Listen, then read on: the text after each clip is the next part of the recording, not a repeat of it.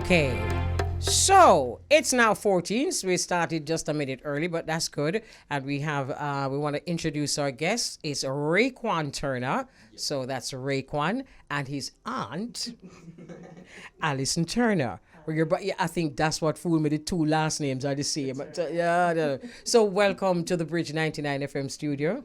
So tell us a little bit about yourself. Even before you started going to St. Elizabeth Technical High School, who is Rayquan? Rayquan is a very intelligent young man. If you may say so yourself. Very caring as well. Nice. I love to get more knowledge because knowledge is key for everything. So I love to grasp more knowledge in everything I can do. The negativity things, I just kind of get positive out of them and then just use that as knowledge to pursue more and to do better with the negativity. So I don't let negativity get to me. So I just use that as each negativity, I try to use it as a stepping tool to get positivity from, so I can do more with it. I hear you. Sucking in the negativity and just fire back with negativity. So I hear you. That's very mature though for 16. But out of darkness, we're going to get some light. So I guess that's what you're really looking for, some light out of that darkness, making light out of that darkness. Yeah. Wonderful. All right. And you've always been this way? Always, since 6. Since 6? Yep. So what you're doing here now, you've been doing it since 6? Yeah, I've been doing it since 6, but since in Monroe really helped me develop this spirit. I'm a Monroean, Bobo skill and Alaska. Yeah. And then since 6 I've been doing it, but I started to take it serious around third form form at Monroe College. Mm-hmm. And at that time I started taking it serious. Okay, I want to do this. This is my passion. I want to get more help from other people to help as much persons as I can. So it started from. So you left from Monroe and went to St. Elizabeth Technical? Pardon me? You left from Monroe College and went to St. Elizabeth Technical. Yeah. Tell us about that transition. All right, so I studied real estate. I still study real estate and architectural drawings, design. Main field is real estate investing. So I did 5 years at Monroe College, graduated, and then I just went straight to St. Elizabeth Technical High School because I wanted to do a BMed program, which is building mechanical engineering drawing. I really needed it for the architectural field that I'm studying in, so I said, okay, I'm going to go to States to do that field. For a year. Yeah. Okay. Mm-hmm. So you that's just 1 year. So you have another year. Yeah. And that's where you're not decided yet which school you're going to do the other year. Yeah, I haven't decided. Okay, wonderful. So from you were 6, what you were doing? I was just giving back small stuff. I have friends at my age of 6. Mm-hmm. Yeah, so I had those friends and then I was more fortunate. So I decided to use my fortune and then help those other persons. I get snacks, as I said in the story. Mm-hmm. Got snacks, shared it with those individuals. And in the story, I heard, there's a misconception that it was a grown man. It was a younger kid. My age that I gave the snack to in the story when I said it.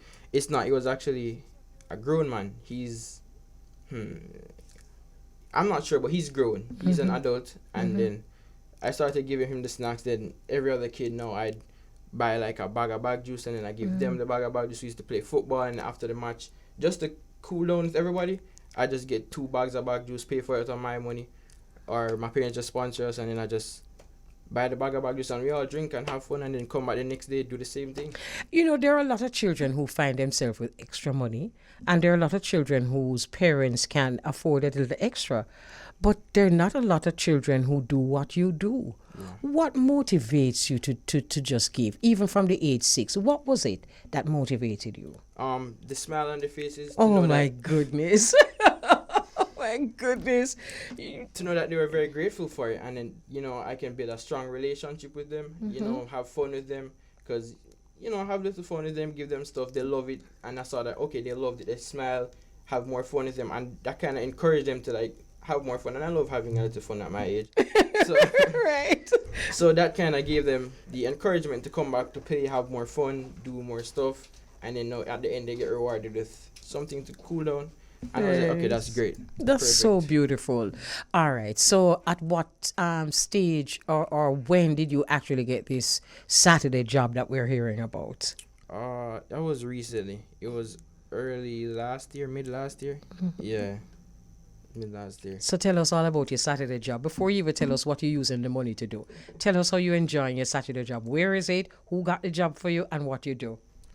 So it's in Come Up, and that's my aunt's husband, uncle. That's my uncle. That your uncle? Yeah, he owns it, and then he's in Comapin. So on the Saturdays, I just go there instead of like taking the Saturday off to go have fun, this and that. I just go there, say okay, and then after a while, I was like, okay, I can use these funds to help people, and I was like, okay, that's where it kicked in that I can use my own money and then start something that can maybe encourage more persons to do it, and that is great for me to do.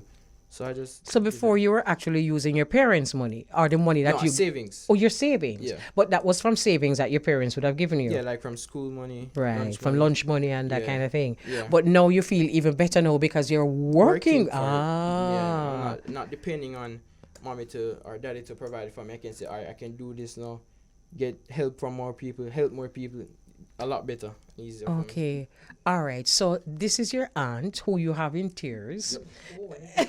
As Auntie says always. So this is yourself and your husband's business, right? Yes. So let us talk a little bit about your business and how did Rayquan come? Rayquan. It's all right, darling. I'm not going to get it right. How did Rayquan come to be employed in your business? Well, we run a farm store in Camapen. It's a local farm store that retails things out. It's a farming community. We were in the breadbasket of Jamaica. And it actually was accidental. So we had a staff that left us, and we had a space open on the Saturday. And we had to draw on family because we couldn't get anybody else in. And Raycon really didn't want to come at first. He didn't. No. All him a go on them. All him a go on them never want to come. Go on, Auntie, talk the truth. So I used to pass him, because it's really my husband's business. It's the farm store. Right. So I used to drive past him, and he looked really bored in the shop on the phone. Okay. And then I would kind of stop and give him if I went to KFC, I'd bring him a piece of chicken, and it would cheer him up a little bit. I'm sure it did. And then we started to talk about entrepreneurship, and he had a real interest in entrepreneurship, which is a big journey that we're on. We're actually the inventors of the sorrel harvesting machine. Okay. So we're on a major journey. Okay. And We meaning your husband and my yourself. husband and myself, Right. right?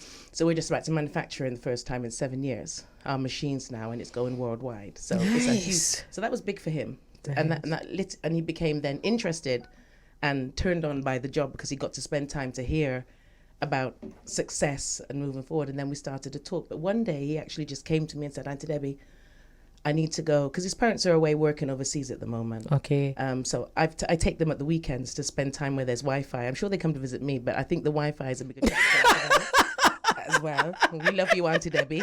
So him and his little brother Dimitri. Yeah. So you're the cool auntie. I'm the cool auntie for reasons I have no idea. So he comes over, and I really say to them, leave your tablets at home. We're going to do cooking. We're going to do constructive things. We're going to watch movies together and talk, no tab, because they'll be on their tablets 24/7. Exactly. So we started doing that. And then he said to me, Auntie Debbie, I really have this little project I've been doing for a while, but I want to give back to the community. So I can't get a drive because Mummy and Daddy is here. Could you take me? All right, just hold it right there now. Yeah. Okay. So Rayquan comes to his aunt and says to his aunt, Auntie Debbie, he calls you? Yes. It's my middle name. That's what Okay. people So call he me. says, Auntie Debbie, I'm doing a project and I want you to help me with it. Just get me there. Just get you there. get me there. Oh, he just wanted To a drive. drive. Just a Right. drive. All right. So let's go back to Rayquan now. So you were doing this project and it seems like most of your family didn't really know about it, did they? Nope. They didn't know about it. Okay, so tell us about it. Let's talk about it. Tell us about the project.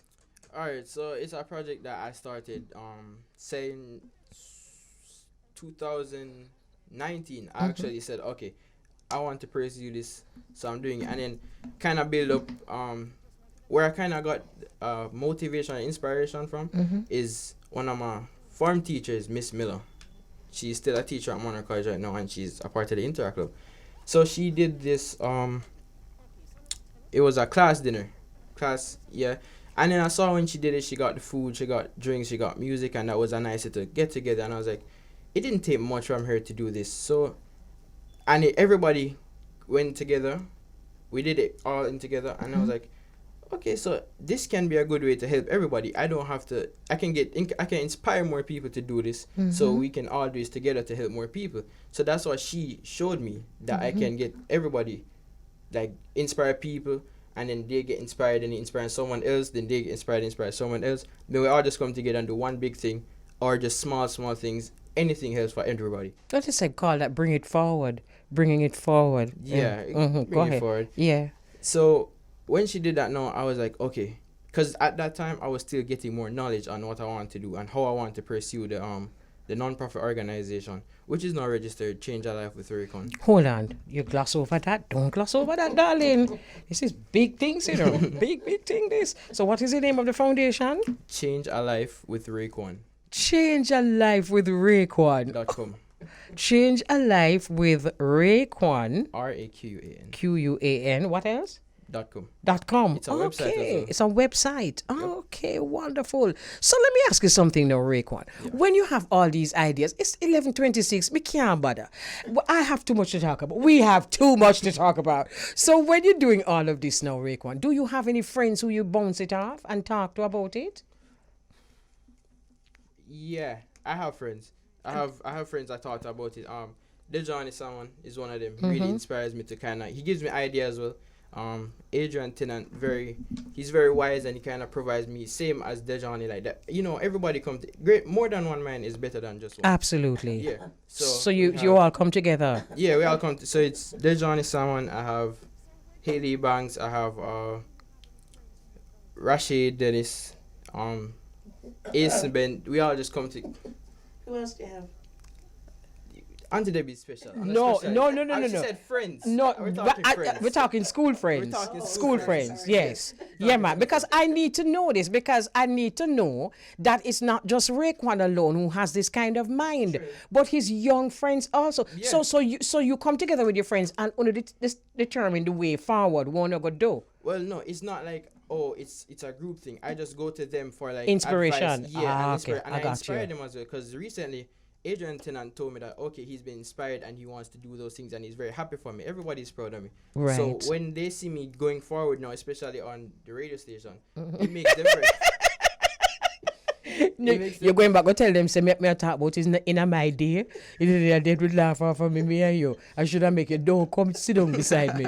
Or you laugh off of me. So yes and no. So you come to the radio station and them know them listening? Yeah, I told them to tune in. Okay, They great. better be tuning in. Lord have mercy, quick, fast, before them have to tune out. So you told them all about this and this inspires them? Yeah, this inspires them and they kind of help me along the way, because I can't do it by myself. I Right. need like different knowledge, different perspectives, what to do from here.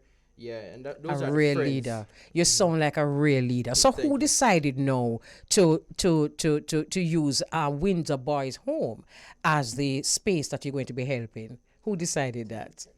It's a friend of mine. A friend of yours decided, hey, There's a story there, but we won't talk about that today. look here, Rayquan. You look like you don't know some somebody have teenage boys, you know. Me know when you know I blush, you know. But anyway. Anyway, let us not go there. So a friend of yours. Yeah. Help you to decide that it's going to be Windsor. Lodge. So where is Windsor Boys Home in relation to where Oh, you are? It's Children's actually home. Windsor Lodge Children's Home. Children's home. It's Oh, it's Windsor Lodge Lodge Children's Home. in my Okay. life. It's both boys and girls. Oh, it's okay, fine. So the first time you went there, okay, so a friend guided you there. The first time you went there, what came to you? It was it was touching to see all of those, to see how many persons out there that actually need help, because you don't see how can I say so? You don't just see them all about the place like that, but when you see them all come together and you look and you take a sit back and be like, every one of those are kids that, you know, those are kids that need those type of help, and you be like, all right, you sit back and you're like, you have to think how grateful you are Yes. for everything you're doing, and Yeah. that kind of touched me to do more, because once I see that, okay, that's much of them, and there's millions of children from across the world, and there are loads of persons that can help. Absolutely. So okay, I was like, that kind of pushed me to kind of get more help. Push me to get more help from everybody else, because it doesn't. There's a common misconception on giving back. Everybody think that, okay, you have to have money to give back loads of this, those of that, and you don't need to give back. You don't need money to give back. And you know something, Rayquan, that stuck with me a while ago when you said that when you saw how easy it was for your teacher to just have these things, Yeah. you realize that you can do it too. Yeah, I can do it too. And then it's not she alone. She's not alone with it. And then when Right. she's doing it with other person as well, everybody's Yes. coming together to do it, Yes. and everybody was satisfied. So the age group of the children that at the home is what's the age range? 3 to 18, 19. So you saw some youngsters who are your age, boys and girls My your age. age, and what did that do for you when you saw these youngsters your age? Well, for my age, I was like, it's just. Yeah, I can just imagine. All right, so that touched you so much now that you're working at your uncle and your auntie's place, you get a job and you're getting paid. And most youngsters would have find a shoe store or a clothes store right away for just floss out. So, but you decided not to do that. What did you do? And how much money did you start with? I started with $5,000. That was your pay? No, that was saved up pay. Okay. So I did that, and then I. What I did with the money? You asking me? No, it's because Auntie nudging you because Auntie I say, you make everybody know so they pay a little bit. When you save and save and save and save and save and save and save, you reach No, right. that's too much saved. That's too much saved. I'm troubling you. I'm just joking. So you got to $5,000 and you said this should be good enough. That should be good enough. All Anything right. is good enough. I could start off with, as I said, it's not all about giving. It's not about money. It's not. You giving somebody encouraging word. You telling somebody, oh, you look great today. That kind of boosts their ego to be like, okay, somebody thinks I look good, and they kind of feel better with themselves. That's giving back. You don't. That's you giving lost back, $0 son. with that. Of course. $0 with that. You kind of sitting down talking Oh to my somebody goodness. and just be like, telling them about the future, giving them encouraging words, like helping them to find, like, you can tell them, give them a website to direct to a link where they can get a job from. That's giving back. That's giving back, and that's going to help them in the far long term. So what you took the $5,000 and bought? I bought 3 cases of water, and I bought a box of tin food. Okay. Yeah, because the tin food can spread a long way amongst everybody, and the it can- water is essential for your body, and it's very healthy. Absolutely. So I So did you that. see, I love that because you could have bought some sodas, but you chose to buy water Water, instead, yeah. and you bought some tin things because it can stretch. Stretch. All right, fine. And then when you went in, and so the first time you were going in was when you asked Auntie for a lift. No, I went there before, but the first time, the exact first time I went, it wasn't. Okay. All right. So the first time when I went, it was raining, so we didn't get to go to the children's home. Okay. We instead had to drop it off at a church. Okay. So I didn't really get much from that because I didn't see anything going on. I just brought the stuff and then I just gave it to them. Okay. And that didn't really do much For to me. you, Yeah, right. because I wanted to see more, learn more, and like observe more. Because Yeah. you still have in your mind that you want to form this non-government organization. You always wanted to have- non-profit. Non-profit. It's non-profit. Non-profit organization. Not an NGO, a non-profit organization, which is a little NPO. difference. An NPO.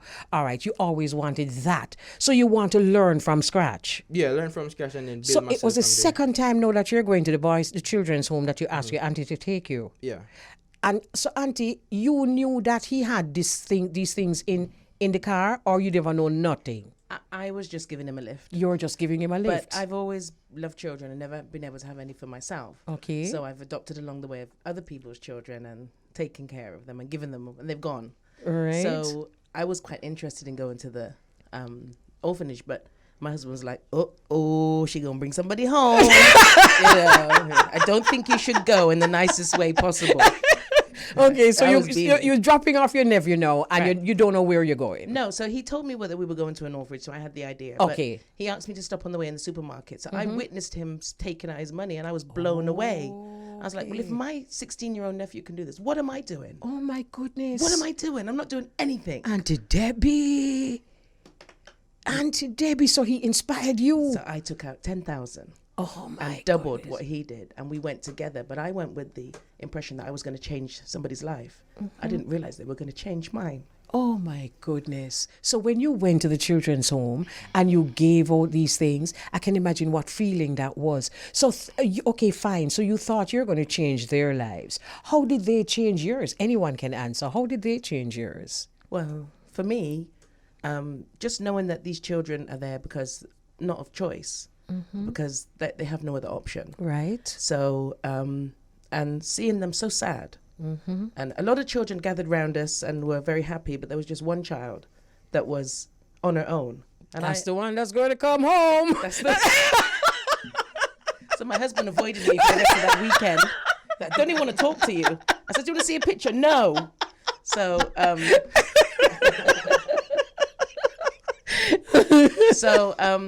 of course, I gravitated to her because I always pick the one that's hurting. Right. That needs you. Right. But we connected about Tom and Jerry. And funny, because the first question I asked her is tell me one thing you don't like here. And she said New Pack rice.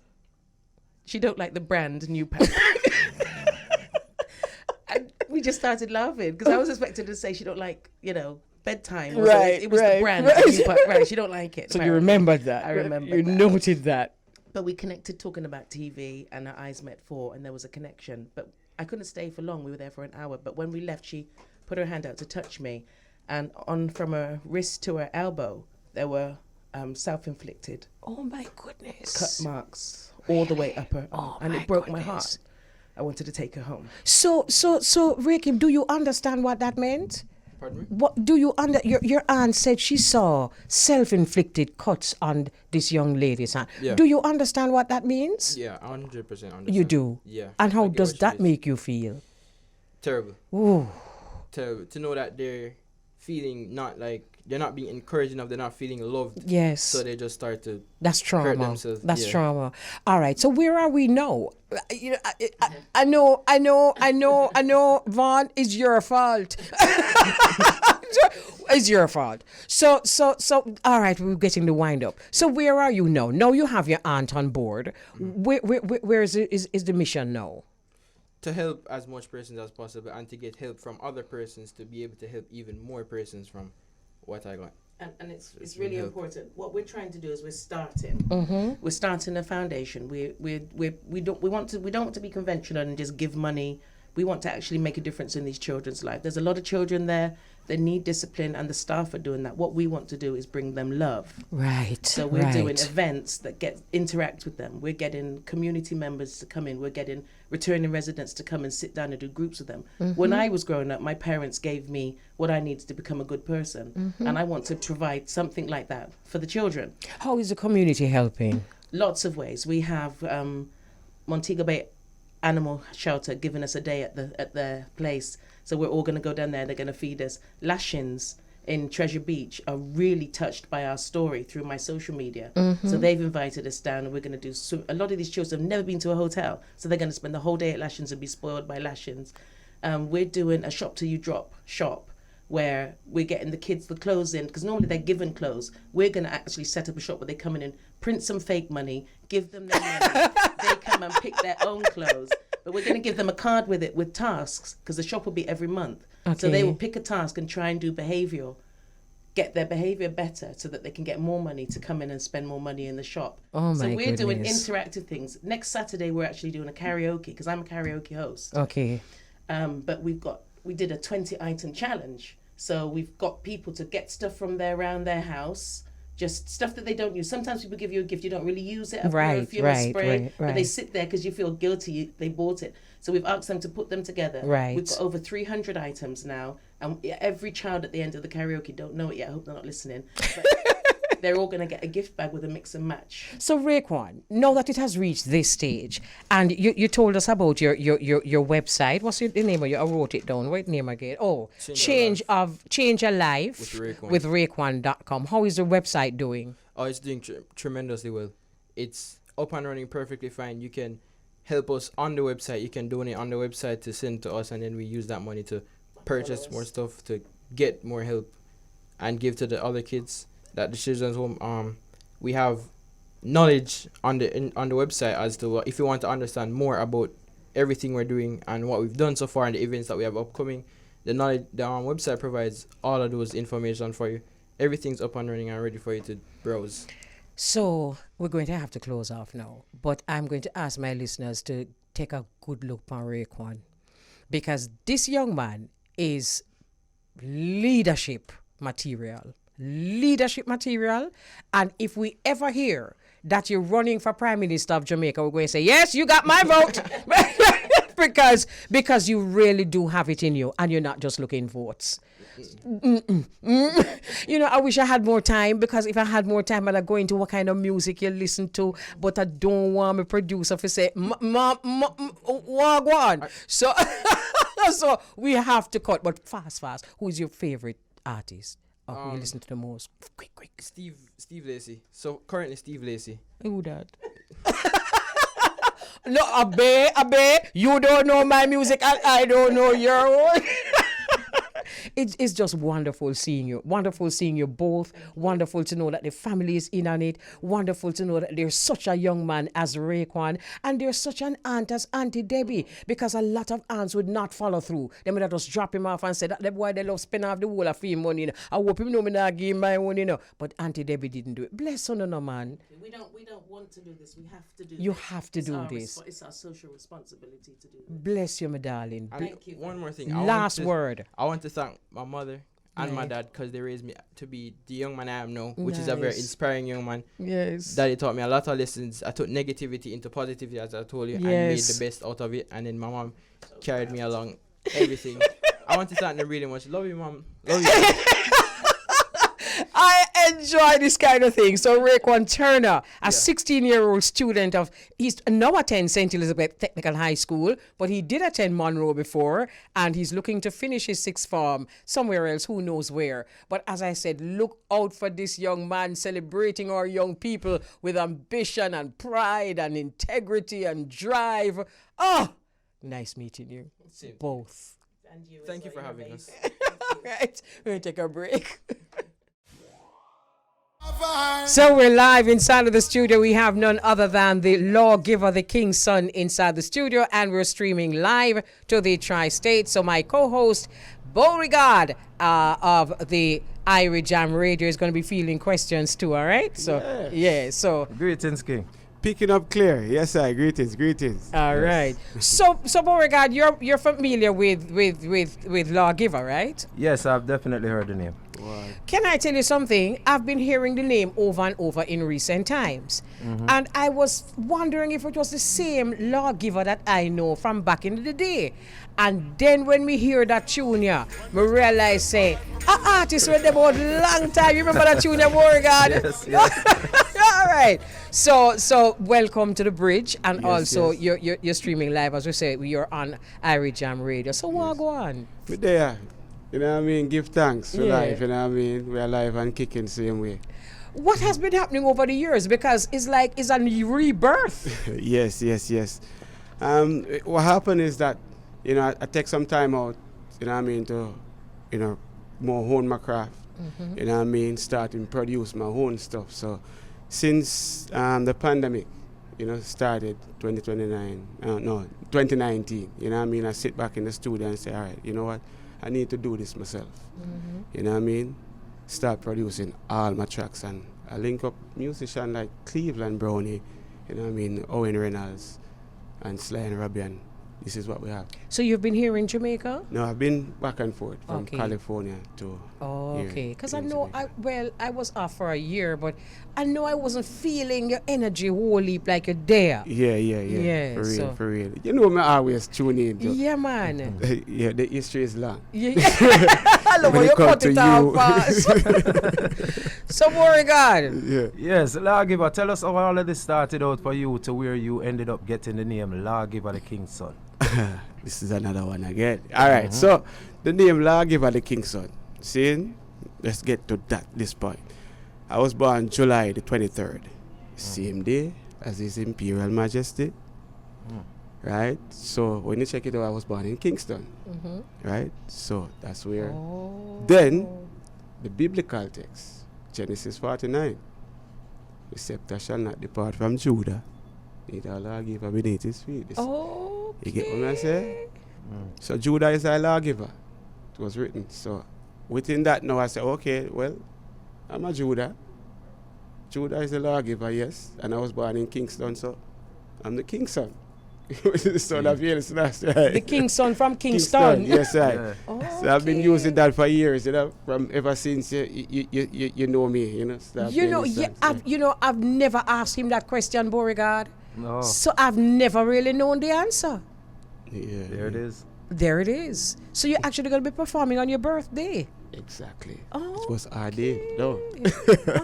okay. So, give thanks. All right. So there's a question I want to ask you, but it's going to be way down because So tell us about your early days because we need your history. Yes, Yeah. yes. All right.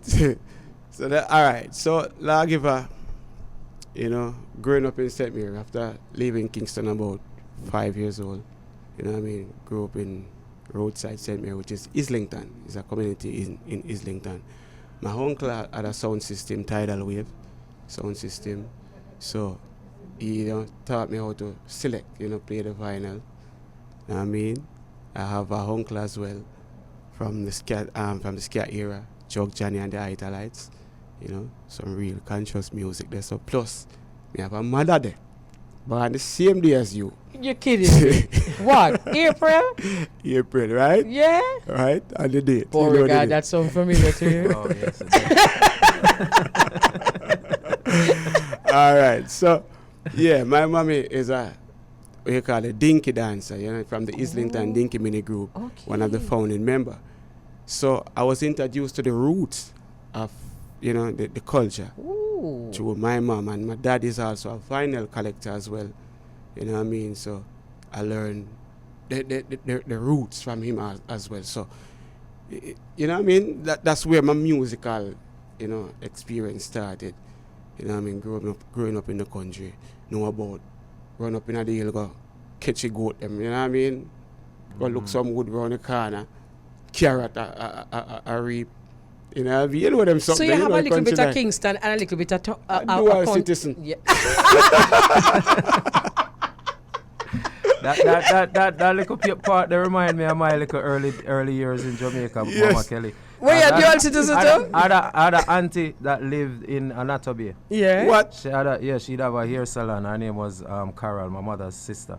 So we used to go to between Portland and Anatolia, on the way to Portland, we stop at Anatolia.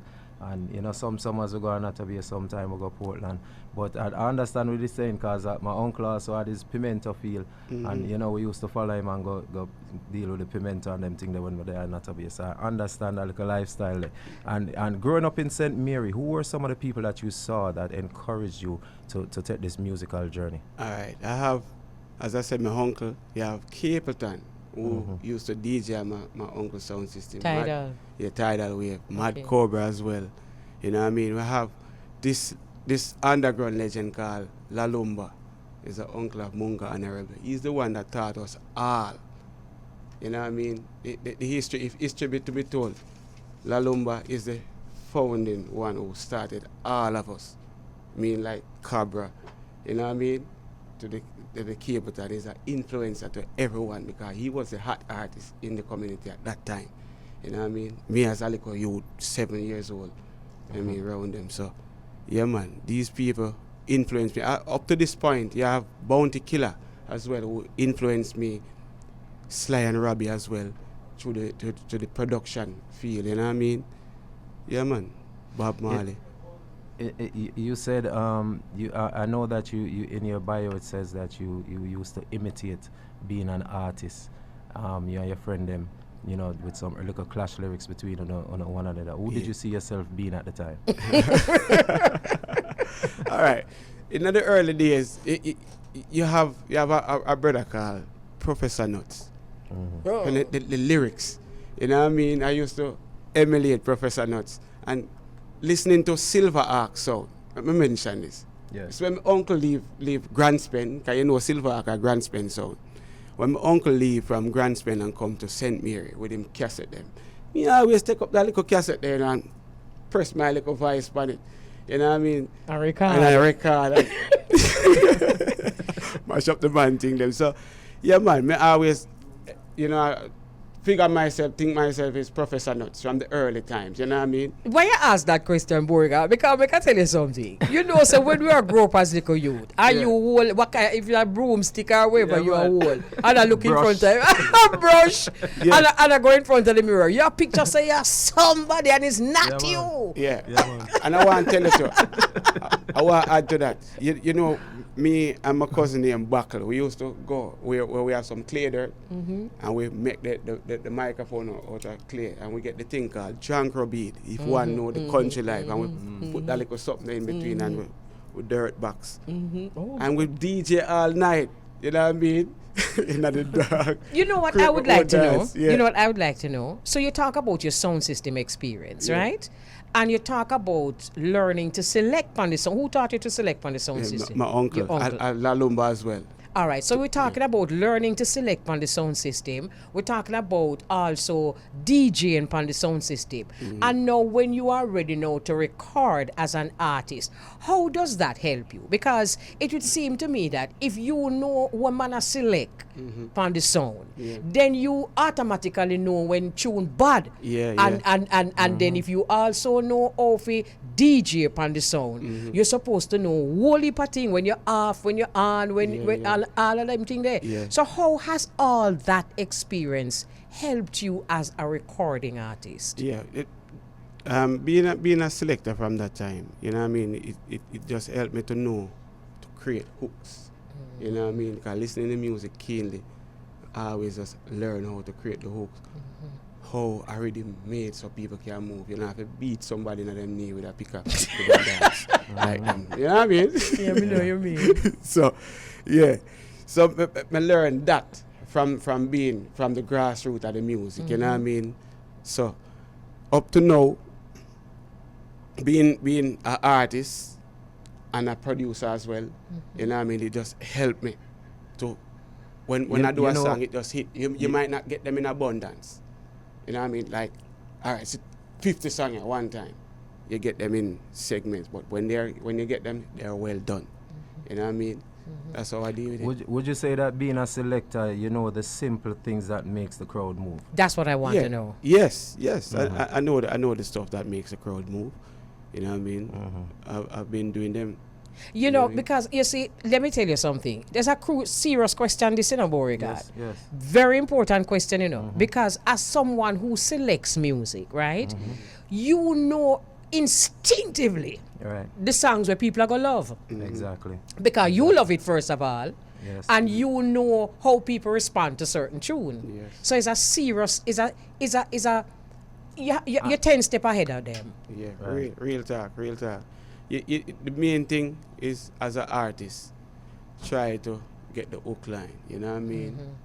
Try to make sure you have the hook at all times and where people can sing along. And, you know, always improving on that. Right. You know what I mean? Right. Yeah, man. So what about some of those early Clash lyrics? Do you remember any of those? Them get nervous. Cold sweater wash them a tremble like a leaf because we better than them.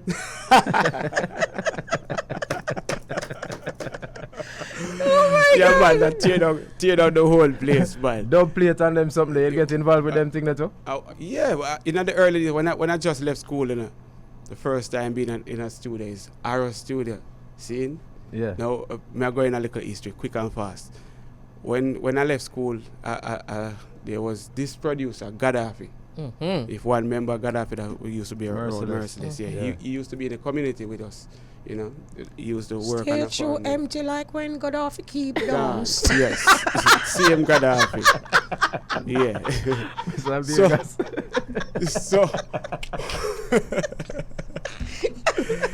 So what happened is that, you know, they was going in.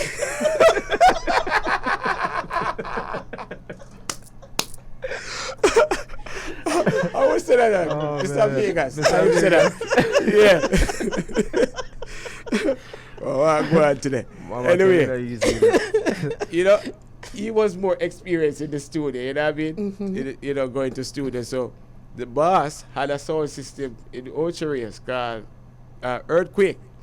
See, and I heard that they was going to studio the Friday. It was a Thursday, and they're going to studio the Friday to cut some dub plate for a clash.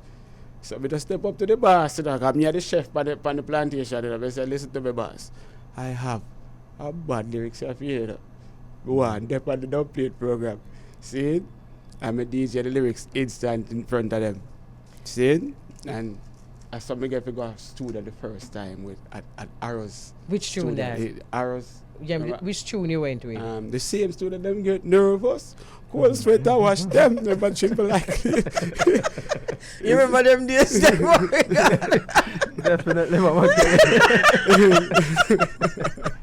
So the song that I know, Lawgiver to the Big Sound, by Big Sound, when that came into the picture? All right, I recorded. I want to tell you this. I recorded that song in 2007. If you listen right today and it said 2007, I dated it. See? So after recording that song 2007, it came out in 2008. See? I got that rhythm from Rory, from Sly and Robbie. Yeah, at Sly and Robbie, you know? I recorded that song. After recording that song, the first day I recorded that song, I started doing dub plate up to this point. I can imagine. You know That's supposed to be still giving you dub plates. Same way. Yeah, way. man. Matter of fact, when you started playing that song, I know you never know me from nowhere. But we know the song, though. And you've been played for more than a year. A bad tune, man. See? But that's why I said, when I'm hearing this Lawgiver, I'm like, I just see him Lawgiver, we do the song about the Big Sound. And then when you give me the CD, me say, him same one. Yeah, man. Yeah, man. Yeah, I just went ahead and put a little addition to the name. You did it over? No. You don't mix it over? No. Okay. Right now I have a remix coming out. No, after I dropped the EP, it got so huge in Germany. This guy from an EDM thing, I don't remember his name. He had a remix right now, and it's supposed to be out in about 2 weeks' time. Okay. You know what I mean?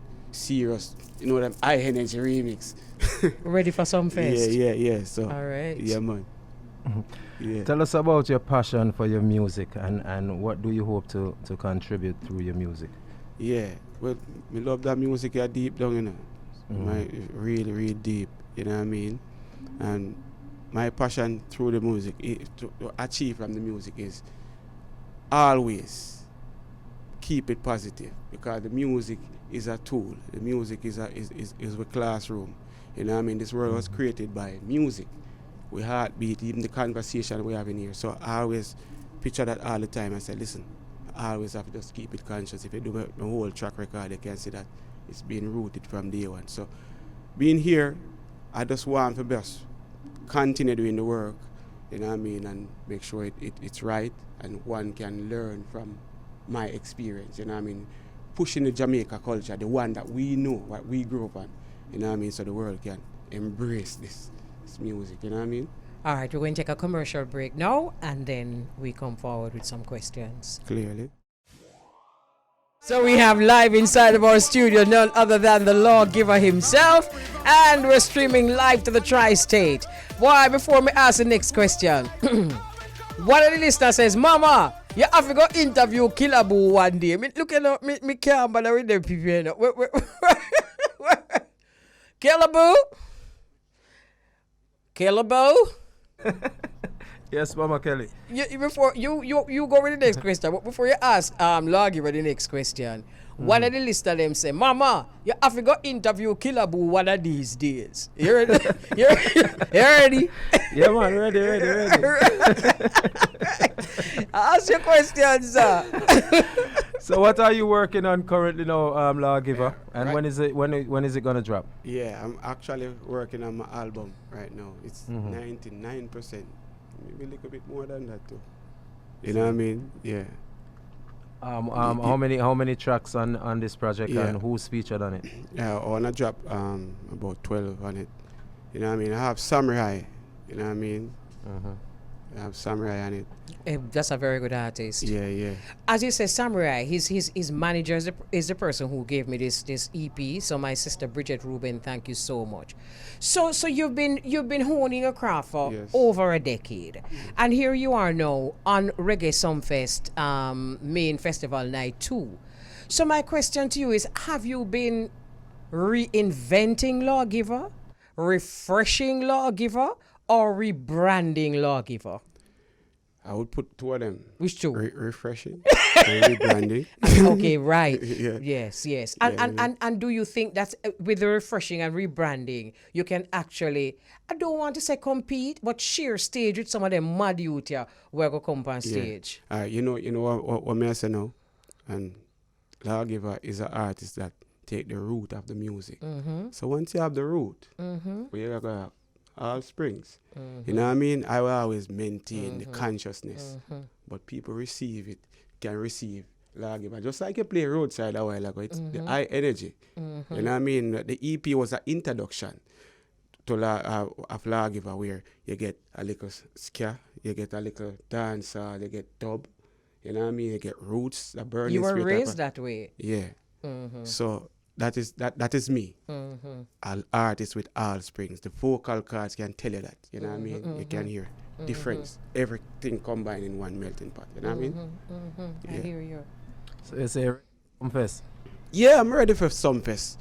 You know what I mean? I've been working and waiting patiently. Nothing beats time. Right. I need to put that out there.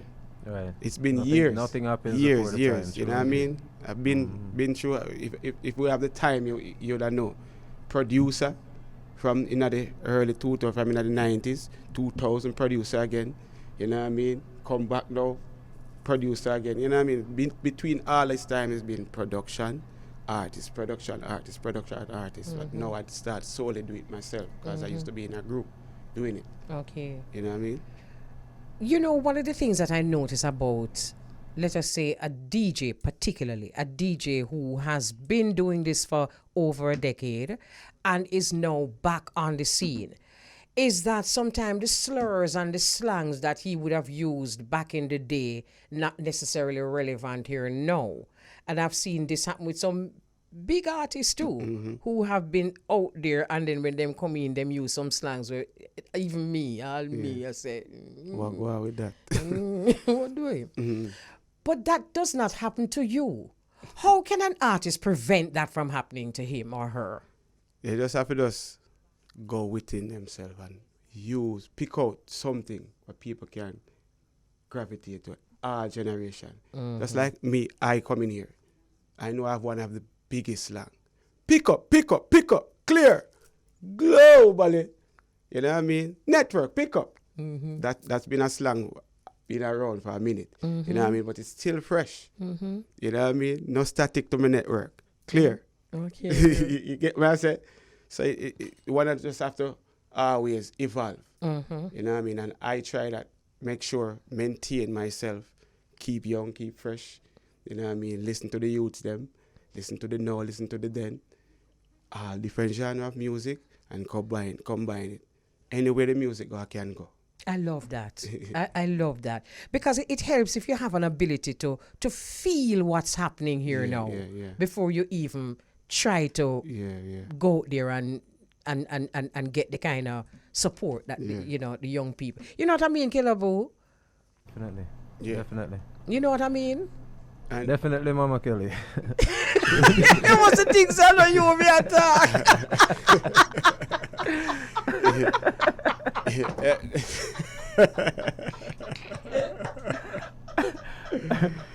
Oh, man. And you know, Mama, when we ask the question, about lawgiver, why I choose to do roots. Yeah. You know what I mean? Most roots music. Yeah. It's because there's a need, after, being traveling for so long. Yeah. I've been living out in and out of Jamaica from 2011. Big sound. Give me them wing there. Give thanks again. Give thanks. Yeah, you make that happen. Oh, really? And the producers. It's nice when you don't know it. No, it's sweeter when you don't know, Yeah. When you just do your work. Yeah. You know what I mean? So, what me I say now is that I find that the people really need, there's a great need for reggae music, roots reggae music. And there's not a lot of artists here representing the roots part of the music. Seriously. You know what I mean? Because if say, for instance, I'm going to a show in California, it's not lawgiver them coming to see, they're coming because reggae music. They say, yo, reggae down the street. After you sing and gone, you remember, I remember say reggae did I play the night. So I said, okay, all right. Me I gotta make sure say me present the music that they need. Find a niche. Now just show that all right, this week me I go sing one skin out, next week me I go sing one gunman. You see me? Find a niche. A Yeah. serious thing that you know. You see me? Find a niche. So you found your niche. Yes, Yeah. definitely. And I found that and realized that I have a sound. They say, you have a sound, you have that burning spirit sound. Sometimes you sound like Bounty Killer, you have that, you know what I mean, you sound like Beanie, sometimes you sound Anthony B. Is that good or bad? Well, to me, it's a good thing, but to me, it's a good thing because the lawgiver have his own sound.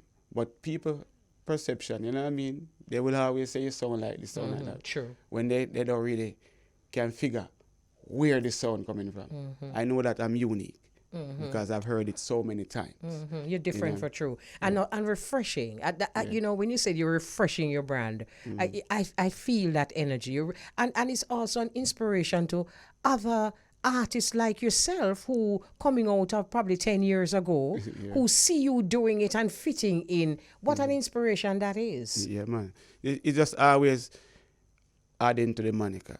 You know what I mean? Sometimes when an artist does, for a older artist, sometimes you can just change a little thing by your name, you know, take on something. Yes. You know That's what I mean? the rebranding. Yeah. And it will work if you just know what you're doing, you know what I mean? Yeah. Yeah. I hear you. Are on the verge of celebrating 60 years of independence, my brother. How do you as a Jamaican, what do you think it is that Jamaicans need to do to move forward, just as a country, as a people? Right now, with us in Jamaica, what we really need to do is work together. You know what I mean? On the local scene and the international scene. You know what I mean? Put more in the workforce and look out for each other, because this is what we're lacking now. You know what I mean? Unity, to get that strength to pull the country out of its depth of recession. I can't say recession. Things are happening around us, but the people themselves not benefiting. You know what I mean? But we have to be our own boss. You know what I mean? And pull together so things can work. You know what I mean? Yeah, man. So what can Sumfest patrons look forward to? Electric performance. You know what I mean? Just something where they're gonna feel the real zeal of lawgiver. All you have to do is just come and see, because when I'm performing, you can feel a spiritual, that what you call it, that maroon vibes there. You're gonna get that real vibes there, which on the outside sometimes you look and you realize what's lacking in the music. You know what I mean? So people can come out and feel that energy from Sumfest, with my performance at Sumfest. I'm still stuck on the fact that your mom danced Dinky Mini. Yes. You know, that means that you really have a lot of African retentions in you.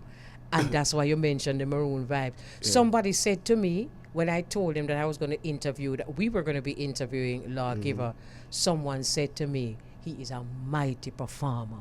So it seems as though a lot of your strength really is in performing. performing. Yeah. Yes. Yes. And you talk about the roots. Just let me run this by quick and fast. Taki Falls in St. Mary. That's our heritage. Taki. And my great told me about Taki. So you are a maroon? Yeah. So we're actually living on that land right there. Oh, And where really? the falls is at. Oh, Yes, wonderful. my family's heritage. Wonderful history. So yeah, man. So the roots is there. Yes, the roots is there, live and well. Yeah, man. Wow. Well, Nice. nice. Yeah. Yes. You know, I'm particularly excited about your career, because a lot of people think that a career can only, especially a career in showbiz, can only last a certain length of time. But after talking to you and by my own experience, I'm realizing that as long as you are true to who you are and you are true to your brand, there is always going to be an audience. Exactly. Yes. Yes. So all the best. Give thanks. Yeah, man. All the best, Yeah. especially at Sumfest. All the best at Sumfest, and Yeah, man. Yeah, man. Yeah, man. Wish you all the forward to best, my seeing brother. that. Just continue to do great music and send Give the message thanks. out there, and Give we'll be thanks. here to play the music as they come. Yes, sir. I look forward for it. You know what I Yeah, mean? man. Got a lot of them. See you. Yeah, you know, me I man. go on to dub plate now. Yeah, Eh, no, no, no, anytime. no, no. Anytime. Anytime. It don't matter. Any lyrics, my brother. Any lyrics. Anytime you're your ready. first song, we need to. Can I make a to suggestion? give up. Big sound. Big sound. This song, Yeah, man. you know what surprised me? 2016, it was in World Clash. This big sound See. song. I was, what? Yeah, man. As a selector, Beauregard, and Sir. that tune that you forget a dub. Yeah, man. man. Yeah. Yeah, man. So me I got chop up that one there for you, man. Nice talking to you. Yeah, give thanks. Nice seeing you again after so many Yes, years. for real, for real. And continue to just refresh your brand. Yeah, man. It's a always. talent all on its own. Yeah, man. For real, So for bless real. up yourself. Yeah, man. Woo! So, my brother Beauregard, Yes, Mama Kelly. Always a pleasure. always a pleasure. Yeah. That was a wonderful interview. Got to learn Yes. some things about the artist. Yes. Yeah, man. Yes, because although we've been planning for so many years, this is my first upfront and personal conversation with the artist. Yes, sir. Yes, So yes. we're really giving thanks for that. So Beauregard, bless up yourself. Have a wonderful weekend You do the same, Mama Kelly, and we'll do this again on Tuesday. on Tuesday. Yeah, All yeah, right. Most I willing. All Yeah, right. Give thanks. All right. Okay, wonderful. So that's the Lawgiver. And remember now, the Lawgiver is going to be on Reggae Sumfest 2022 on Main Festival Night 2. Actually, he's going to be working on his birthday. So that should be a very special occasion. So we're looking forward to that. Want to say thank you very much to Beauregard and the Global Connection, and also to the Irie Jam listeners. Thanks also to my guests that we had this morning. A lot of people still asking about Rayquan. So thank you very much to Rayquan. And my sister says a big and to his auntie. Well, we know we call her Alison Turner, but she says she's Auntie Debbie. So we want to say enough respect also to Auntie Debbie and to just everyone listening. You know, we really love your participation. It makes us feel so much more special. And before we go, I want to say a happy birthday to my producer, Vaughn Thorpe. I know you're going to be having a wonderful day, and that's on the 25th of June. So anywhere you see him, whether you see him in MKR or you see him at Sandy Bridge, just ball out, happy birthday. And can't take it nice, you know, but nice him, but nice him up same way. You understand me? Tell him, say, Mama Elise, I'm even nice you up. You know, so, Vaughn, my darling, have a wonderful day. And it's a very important number. Very important number. Don't leave before 3:30, you know, or 2:30. Where you say 2:30? Fast move and come back. All right.